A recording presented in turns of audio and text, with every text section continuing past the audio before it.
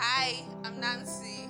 If you were to explain leadership to someone who has never thought of it before, particularly a young person, how would you explain it, and what values or principles do you think are essential for effective leadership? Alright.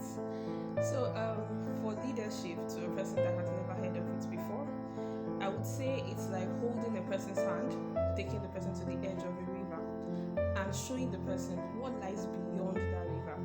You are giving the person a vision, that is, the person is seeing what is beyond that river, and then the person is now going to be willing to cross that river, regardless of the odds, regardless of how difficult it's going to be to get through that river. It could be swimming, it could be through a boat. That is the process to actualize your goal.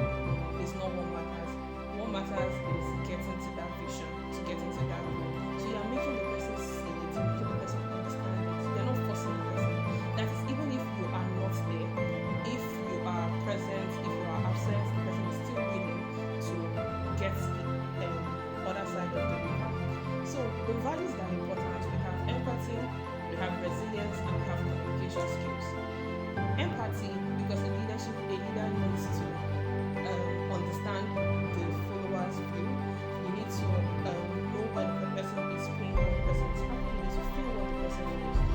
Then resilience, because challenges are going to come. You need to know how to overcome those challenges. You need to know how to work in the midst of these challenges. You need to know how to make advantage in the midst of disadvantages. And communication, because you need to have clear-cut means of explaining yourself to other people.